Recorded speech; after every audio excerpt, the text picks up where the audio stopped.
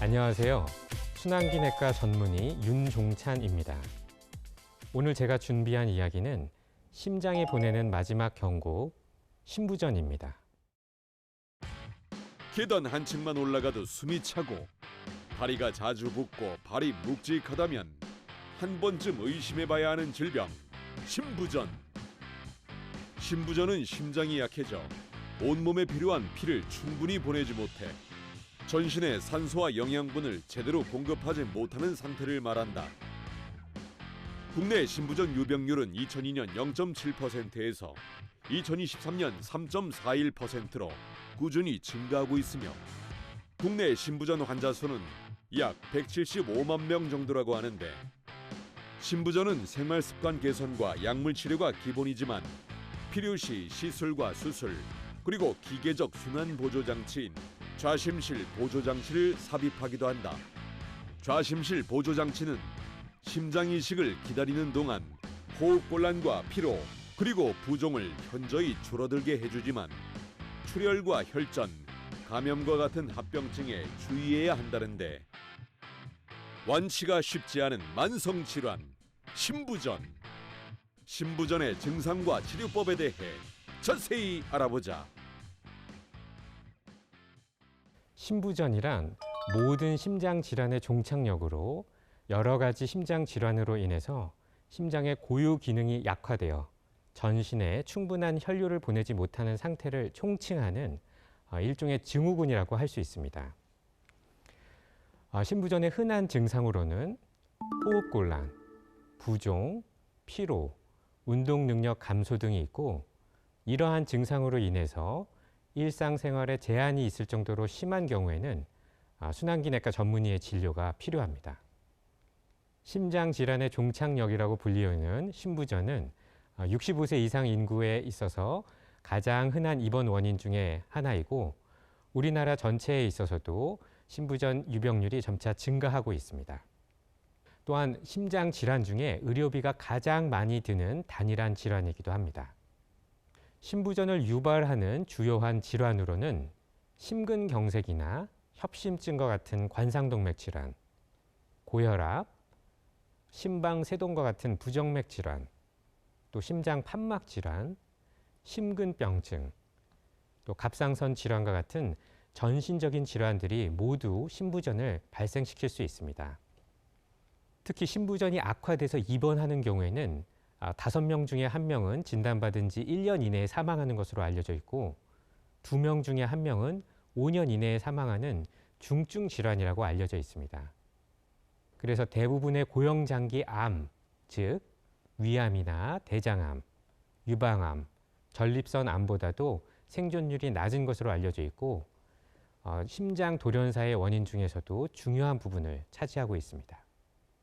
심부전은 계속 늘어나고 있고 앞으로도 더 늘어날 것으로 생각이 되는데, 배경에는 다음 같은 3가지 이유가 있습니다.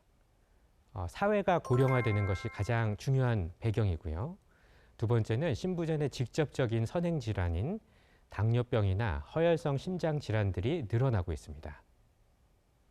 또한 급성기 치료 기술들이 좋아져서 심근경색과 같은 경우에 예전에는 반이나 3분의 1 정도의 환자는 병원에 도착하기 전에 사망했지만, 현재는, 그리고 특히 한국에서는 의료기관의 접근이 좋아지고 치료 기술이 좋아졌기 때문에 많은 심근경색 환자나 판막질환 환자들이 고비를 넘기고 생존하게 되지만, 결국 이 환자들이 10년 후나 20년 후에는 심부전으로 진행할 가능성이 높아집니다. 이러한 배경에서 심부전은 앞으로도 더 늘어날 것으로 생각하고 있습니다. 그래서 고령화 시대에 위중한, 또 사망률이 높고 중증도가 높은 심부전이 더욱 주목을 받고 있는데요. 심부전 학회에서 조사한 통계에 의하면 2002년에 비해서 2020년에는 국내 심부전의 유병률이 거의 3배가량 증가한 것으로 알려져 있고, 입원 시의 진료비나 외래의 진료비도 모두 증가하고 있는 것으로 확인된 바 있습니다. 특히 2017년 대비했을 때 2021년도에 심부전 진료비가 약 62%가량 증가한 것으로 보고된 바도 있습니다. 심부전 질환이 왜 중요한지 한번 정리해 보면요. 65세 이상의 환자들에 있어서 가장 흔한 입원 원인이 되고, 이미 전 세계적으로 6,400만 명 정도의 신부전 환자가 있는 것으로 알려져 있습니다. 급성 신부전으로 병원에 입원하는 경우에는 2명 중에 1명은 5년 이내에 사망하는 것으로 알려져 있고 대부분의 고형장기 암보다도 생존율이 낮은 것으로 알려져 있습니다. 또 신부전이라는 질환 자체가 의료 비용이 많이 들기 때문에 우리가 주목해야 될 중요한 질환이라고 말씀드릴 수 있겠습니다. 신부전의 단계는 A, B, C, D 네 가지 단계로 구분해 볼 수 있습니다. A 단계는 신부전의 위험 인자만 있는 단계입니다. 신부전의 증상이나 구조나 기능에도 문제가 전혀 없지만 신부전으로 진행할 수 있는 위험 인자가 있는 단계를 말하는데요.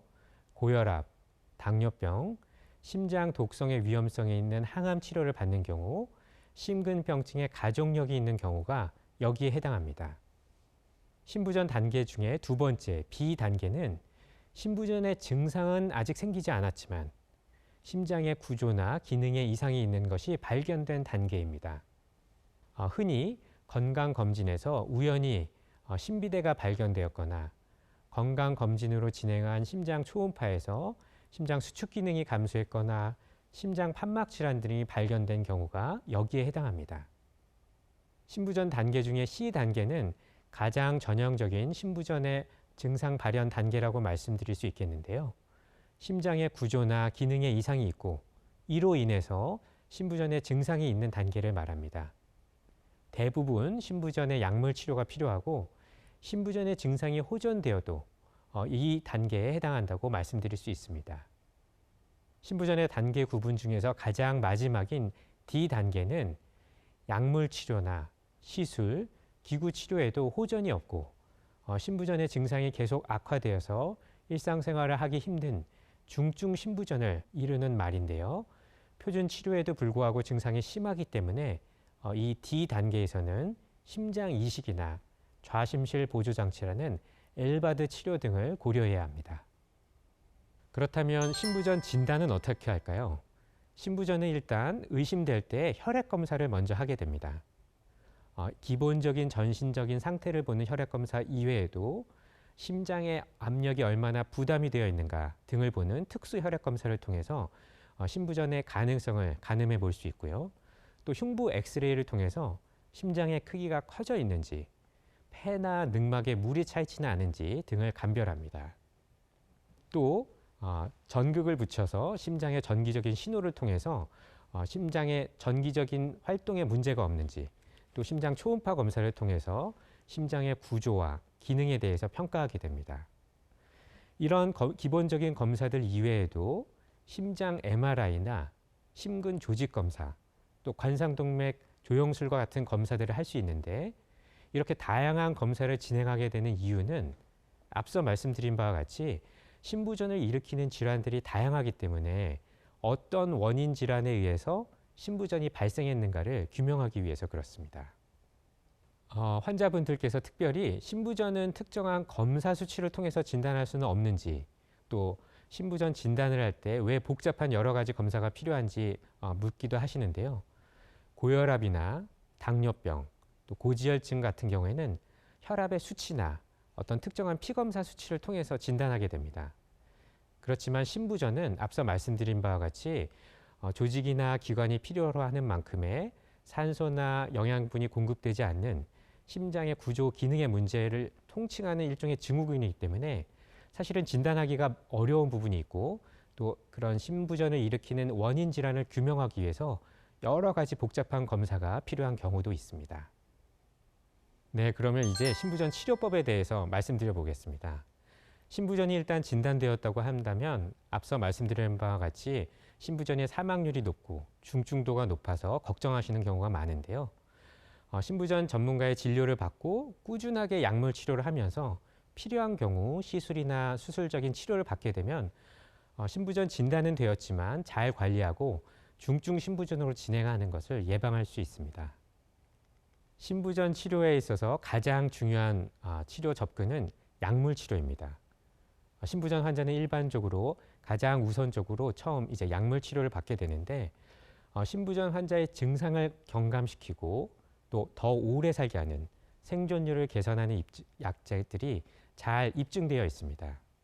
베타 차단제나 알도스테론 기량제, 또 사큐비트릴 발살탄, 이바브라딘 이런 약제들의 이름이 좀 어려울 수는 있는데 이 약제들은 대규모 임상 연구를 통해서 그 효과와 안전성이 입증되었을 뿐만 아니라 실제 진료 환경에서도 그 효과와 안전성이 모두 잘 증명된 약제들입니다.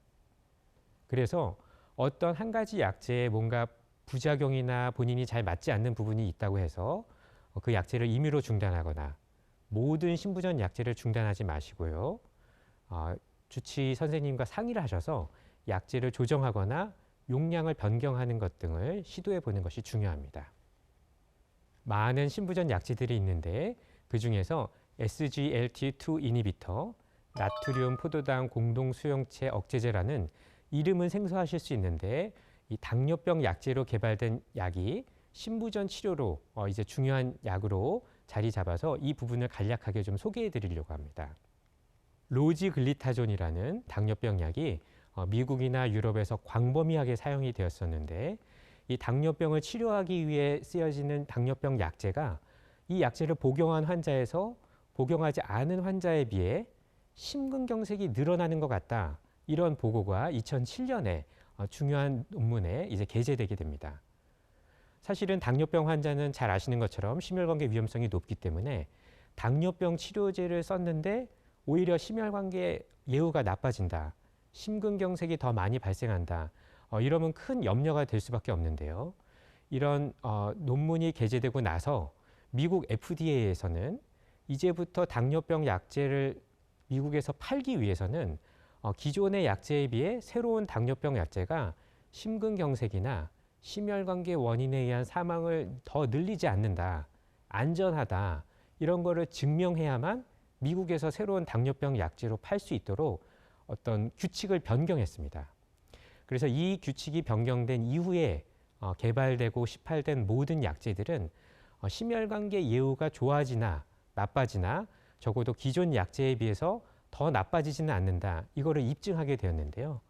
그런 연구들을 통해서 많은 당뇨병 약제들이 개발되었고 지금 우리가 사용하고 있습니다.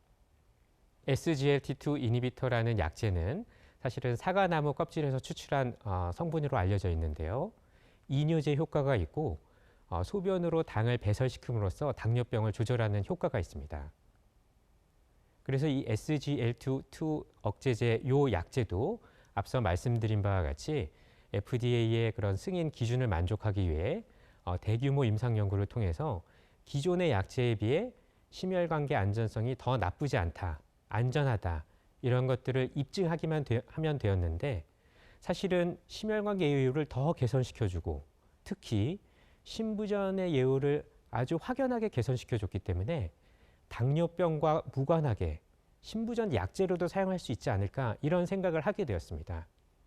그래서 이 계열의 약제 SGLT2 억제제를 당뇨병이 없는 신부전 환자에 대해서도 투여하는 대규모 임상 연구가 진행이 되었고 모든 연구에서 좋은 결과를 보여서 이제는 당뇨병이 없어도 신부전이라고만 한다면 이 약제를 쓰는 것이 예후를 개선시켜주는 즉 신부전 악화에 의해서 입원을 막고 또 심혈관계 원인에 의한 사망을 줄여주는 금기가 없는 이상 꼭 써야 되는 약제로 자리매김하게 되었습니다. 그래서 일부 환자분들께서 나는 당뇨병이 없고 신부전만 있는데 왜 당뇨병 약제를 처방이 되어 있는지 궁금하다 이렇게 물어보시는 분들이 있는데 당뇨병을 조절하기 위해서 드리는 약이 아니라 물론 처음에는 당뇨병 조절 목적으로 개발된 약제지만 지금은 신부전 치료의 목적으로 당뇨병이 없다 하더라도 신부전의 예후를 개선시키기 때문에 저희가 처방하는 약제에 이어서 그런 부분들을 잘 이해해 주셨으면 좋겠습니다. 또 환자분들 중에 신부전 약물을 복용하면 혈압이 낮아지면서 어지러운 경우가 있는데 혈압을 낮추는 신부전 약물을 계속 복용해야 되는지 물어보시는 경우가 있는데요. 신부전 약제 중에 베타 차단제나 사큐비트릴 발살탄이라는 계열의 약제는 혈압을 낮출 수 있지만 혈압을 낮추기 위해서 처방하는 약이 아니라 신부전의 경과를 좋게 하기 위해서 사용하는 약제입니다. 혈압이 너무 낮아져서 일상생활이 어려울 정도로 어지럽거나 기운이 없다면 당연히 약제를 감량하거나 중단해야 하지만 누웠다가 일어나거나 또 앉았다가 일어날 때 천천히 움직이면서 조정이 가능하다면 약제를 그대로 유지하도록 권고하고 있습니다. 또 심장 수축 기능, 심장의 펌프 기능이 호전된 이후에는 신부전 약물 치료를 중단해도 되는지 여쭤보시는 경우가 있는데요. 심장 수축 기능이 호전된 이후에 약물을 중단하게 되면 1년 이내에 반 정도의 환자에서 다시 심장 기능이 악화되는 경우가 보고되었기 때문에 특별히 약제를 끊어야 되는 금기가 없는 이상 약제를 유지하도록 권고하고 있습니다. 신부전은 심장의 펌프 기능이 약해지는 병이라고 말씀드렸는데요. 이 초음파 영상에서 보는 것처럼 심장의 펌프 기능이 약해져 있지만 꾸준한 약물 치료를 하고 관리를 하게 되면 심장의 펌프 기능이 다시 좋아질 수 있습니다. 회복될 수 있는 것이죠. 그래서 꾸준한 약물 치료가 신부전 관리에 있어서 가장 처음 또 가장 우선하는 접근이라고 말씀드리겠습니다. 이제는 신부전의 기구 치료에 대해서 간략하게 설명드리겠습니다. 기구 치료라는 것은 전신 마취를 하지 않고 적절한 기계를 몸 안에 삽입하는 겁니다. 신부전 환자는 치명적인 부정맥으로 갑자기 돌아가시는 심장 돌연사의 위험이 높습니다. 이런 위험이 높은 환자에 대해서는 박동기 같이 생긴 장치를 몸 안에 심음으로써 안 좋은 부정맥이 발생했을 때 그것을 찾아내서 고비를 넘기게 하는 삽입형 재세동기 ICD라는 장치를 우리 몸 안에 넣어서 쇼크사나 돌연사를 예방할 수 있고요. 또 신부전 환자는 심장의 펌프 기능이 약해져 있을 뿐만 아니라 심장이 엇박자로 뛰기 때문에 효율이 더 떨어집니다. 그래서 박동기의 전선을 양쪽에 넣어서 심장을 동시에 뛰게 해주는 심장 재동기화 치료, 카디악 리싱크로니제이션 테라피라는 이 치료는 심장이 약하지만 이거의 효율을 높여주는 치료라고 말씀드릴 수 있겠습니다. 이러한 기구 치료는 모든 신부전 환자에게 적용되는 것은 아니고요. 특정한 조건을 맞고 또 특정한 특성이 있는 환자에게는 확실히 도움이 되기 때문에 그런 환자에 해당이 하는지 여부를 담당 주치의 선생님과 상의할 필요가 있습니다. 신부전의 수술 치료에 대해 말씀드리겠습니다. 앞서 말씀드린 약물 치료나 시술 치료 이런 거를 통해서도 계속 증상이 지속되거나 악화되는 경우, 즉 중증 신부전으로 진행한 경우에는 결국에는 심장 이식이나 좌심실 보조 장치, 엘바드라는 치료가 필요합니다. 심장 이식은 잘 아시는 것처럼 뇌사자의 장기를 기증받아서 심장을 바꾸는 수술입니다. 간이나 콩팥 같은 경우에는 살아있는 사람도 기증할 수 있지만 심장은 뇌사자만 기증할 수 있기 때문에 사실은 그 기증할 수 있는 장기의 개수가 매우 제한되어 있습니다. 필요한 신부전 환자는 기하급수적으로 늘어나는데 기증되는 장기의 개수가 한계가 있기 때문에 많은 환자들이 심장 이식을 다 받을 수 없고 이러한 간극을 메꾸기 위해서 심장의 펌프 기능을 도와주는 기계적인 장치, 좌심실 보조 장치라는 기계가 개발되었고 지금 이미 우리나라에서 많이 사용되고 있습니다. 이 좌심실 보조 장치라는 것은 양수기의 원리와 똑같다고 생각하시면 됩니다. 좌심실 보조 장치란 일반적으로는 인공심장이라고 알려져 있는데 병든 심장을 뜯어내고 모두 기계로 대체하는 것은 아닙니다. 심장 기능은 아직 약하지만 본인의 심장 가지고 있는 채로 심장의 끝부분, 좌심실의 끝부분을 오려내서 양수기와 같은 펌프를 심장 안에 넣어서 피를 빨아들여서 대동맥으로 뿜어주는 원래 좌심실이 해야 되는 기능을 보조해주는 장치를 개용화 수술을 통해서 삽입하는 수술법입니다. 이러한 좌심실 보조 장치는 이미 90년대부터 개발이 되었지만 최근에 더 그런 성능과 안전성이 향상이 돼서 현재 전 세계적으로 사용하고 있는 좌심실 보조 장치 제품은 자기 부상 원리를 통해서 혈액에 의한 합병증을 많이 극복한 상태입니다. 중증 신부전 환자는 약물 치료만 했을 경우에는 1년 이내에 4명 중에 1명만 살아남고 4명 중에 3명은 사망할 정도로 아주 예후가 나쁘지만 모든 사람이 심장 이식을 받을 수 없기 때문에 좌심실 보조 장치를 먼저 시행하고 이후에 심장 이식을 기다리는 어떤 가교, 다리의 개념으로 좌심실 보조장치 수술을 고려하기도 하고요. 나이가 많거나 다른 동반 질환이 있어서 심장 이식을 받을 수 없는 경우에는 좌심실 보조장치를 갖고 5년, 10년, 15년 계속 살게 되는 궁극적인 마지막 단계의 치료로서도 활용하고 있습니다. 우리나라 전체에서 심장 이식 건수는 약 160례에서 200례 사이를 왔다 갔다 하고 있는데요. 심장 이식이 필요한 환자의 수는 1200명이 넘을 정도로 대기자 수는 기하급수적으로 늘어나고 있습니다. 그래서 이러한 간극을 메꾸기 위해서 엘바드라는 좌심실 보조장치가 활발히 사용되고 있고, 사실은 이 엘바드 기계는 펌프값만 한 1억 3천만 원 정도 합니다. 그리고 입원해서 치료하는 모든 비용을 합치면 한 2억 정도가 소요되는데, 이것을 개인이 부담하기에는 너무 부담이 크기 때문에 심평원에서는 사전 심사 제도를 통해서 급여화 제도를 2018년도 말부터 시작하였습니다. 앞서 말씀드린 바와 같이 좌심실 보조장치 엘바드는 치료 비용이 많이 드는 그런 치료법인데요. 이게 과연 남용되고 있지는 않은가, 이런 거에 대한 분석이나 접근도 많이 이루어지고 있습니다. 한 가지는 인구수에 대비했을 때 과연 적절한 규모로 이루어지고 있는가, 혹은 GDP에 대비했을 때 적절한 규모로 이루어지고 있는가를 기준으로 평가해 볼 수 있는데요. 우리나라는 여전히 인구수로 볼 때나 GDP에 봤을 때 이 좌심실 보조장치가 충분히 많이 사용되고 있지는 않은 것으로 확인된 바 있습니다. 좌심실 보조장치 수술을 받은 환자는 사실은 이제 집에 방문해서 이런 전압이라든지 집안 환경들을 점검하는 과정도 거치게 됩니다. 220V로 보여져 있지만 실제로 전압을 측정하면 220V가 되지 않는 경우도 있고, 또 전기장치를 가지고 있기 때문에 전기장판이나 다른 전기시설들로부터 안전하게 관리해야 될 필요가 있습니다.